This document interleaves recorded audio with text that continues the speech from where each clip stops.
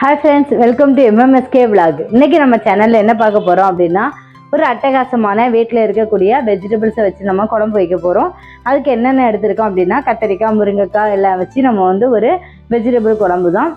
With காரக்குழம்பு மாதிரி தான் இருக்கும். இந்த குழம்பு எப்படி செய்யலாங்கிறத நம்ம பார்க்க போகிறோம். இந்த குழம்பு வச்சு நம்ம செய்கிறதுக்கு என்னென்ன இன்க்ரீடியன்ட்ஸ் தேவைங்கிறத பார்க்கலாம். இந்த குழம்பு செய்கிறதுக்கு 2 முருங்கைக்காய் சின்ன சின்னதாக கட் பண்ணியிருக்கிறேன். ஒரு 20 பல் பூண்டு தோல் உரித்து வச்சுருக்கிறேன். ஒரு சின்ன மாங்காய் சின்னதாக கட் பண்ணி வச்சுருக்கிறேன். அது கூடவே ஒரு 25 சின்ன வெங்காயம் தோல் உரித்து வச்சுருக்கிறேன். அது கூடவே ஒரு 200 கிராம் இருக்கும் மொச்சக்கொட்டை, இதுவும் தோல் உரித்து வச்சுருக்கிறேன். இது கூடவே ஒரு 6 கத்தரிக்காவும் தோல் 2ஆக கீறி இந்த மாதிரி வச்சு எடுத்துருக்கிறேன். அது கூட 2 தக்காளி. இப்போ புளிப்புக்கு ஒரு நெல்லிக்காய், பெரிய நெல்லிக்காய் இருக்குல்ல, அந்த சைஸில் புளி எடுத்து அதுவும் ஊற வச்சு எடுத்துருக்கிறேன். இனி இதை எப்படி நம்ம யூஸ் பண்ணி சமைக்கலாங்கிறத நம்ம பார்க்க போகிறோம். இப்போ ஒரு கடாய் எடுத்துக்கலாம். கடாய் சூடானதுமே ஆயில் சேர்த்துக்கலாம். இந்த குழம்பு வைக்கிறதுக்கு நம்ம நல்லெண்ணெயில் செஞ்சோம்னா ரொம்பவே டேஸ்ட்டாகவும் இருக்கும், சுவையாகவும் இருக்கும். ஃபஸ்ட் 1 ஸ்பூன் நம்ம சோம்பு சேர்த்துக்கலாம். சோம்பு பொரிஞ்சதுமே இது கூட பெப்பர் 1 ஸ்பூன் பெப்பர், முழு மிளகு இருக்குல்ல, இது நம்ம சேர்த்துக்கலாம். இது கூடவே 1 ஸ்பூன் வெந்தயம் சேர்த்துக்கலாம். 2 ரெட் சில்லி தாளிக்கிறதுக்காக சேர்க்குறது. அதுக்கப்புறம் நம்ம தோல் உரித்து வச்சுருக்கிற பூண்டை சேர்த்துக்கலாம். அது கூட வெங்காயத்தையும் சேர்த்துக்கலாம். சின்ன வெங்காயம் தான் இதில் எடுத்துருக்குறோம். இந்த வெங்காயத்தையும் சேர்த்துக்கலாம். இது கூட 1 ஸ்பூன் வெந்தயம் சேர்த்துக்கலாம். இது எல்லாமே சேர்த்து நல்லா மிக்ஸ் பண்ணி விடணும். மிக்ஸ் பண்ணதுக்கு அப்புறம் தான் இதுக்கு தேவையான காயை சேர்த்துக்கலாம். இந்த ஸ்டேஜில் நம்ம இப்போ மொச்சை, இதில் முக்கியமாக இந்த குழம்புக்கு டேஸ்ட்டு சுவையை கொடுக்கக்கூடியது என்னென்னா இந்த மொச்சை தான். மொச்சையை நம்ம போட்டு நல்லா வதக்கினதுக்கு அப்புறம் தான் நம்ம கட் பண்ணி வச்சுருக்கிற பிரிஞ்சால் கத்தரிக்காவை நம்ம சேர்க்கணும். கத்தரிக்காய் எண்ணெய் 6 எடுத்துருக்கிறேன். 6 சேர்த்துரும். இது கூடவே மீடியம் சைஸு 2 தக்காளியும் கட் பண்ணி சேர்த்துக்கலாம்.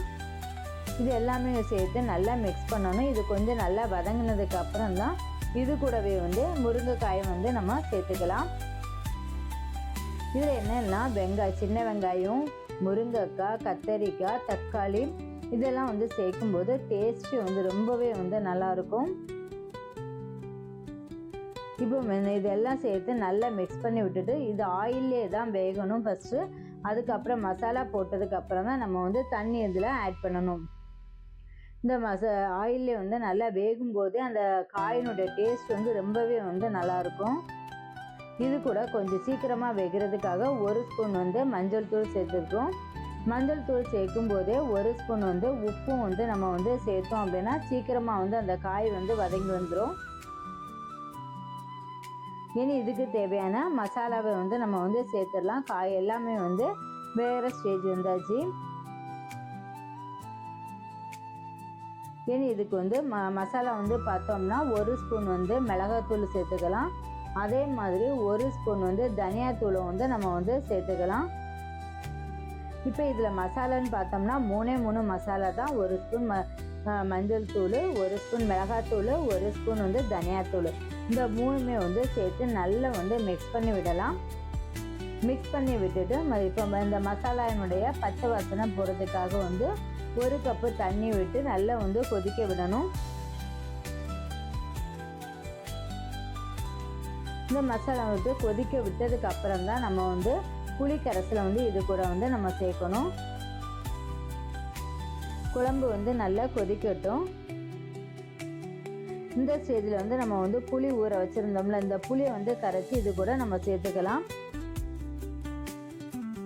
சேர்த்து ஒரு மூடி போட்டு ஒரு 5 மினிட்ஸ் நல்லா கொதிக்க விட்டுட்டோம் அப்படின்னா குழம்பு சீக்கிரமாக ரெடி ஆயிரும். குழம்பு ரெடி ஆயாச்சு.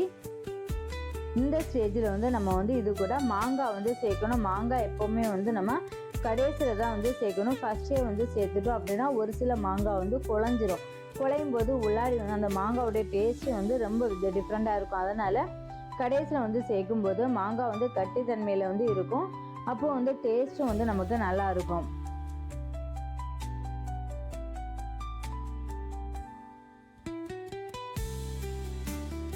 குழம்பு நல்லா கொதிக்கட்டும். நல்லா கொதிச்சதுக்கு அப்புறம் தான் இறக்குற ஸ்டேஜுக்கும் ஒரு 5 மினிட்ஸ்க்கு முன்னாடி தான் மாங்காவை நம்ம சேர்க்கணும்.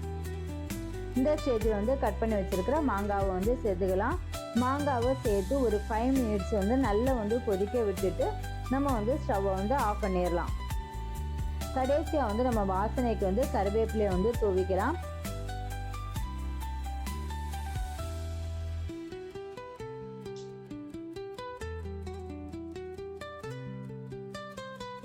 இப்போ குழம்பு வந்து ரெடி ஆக போகுது.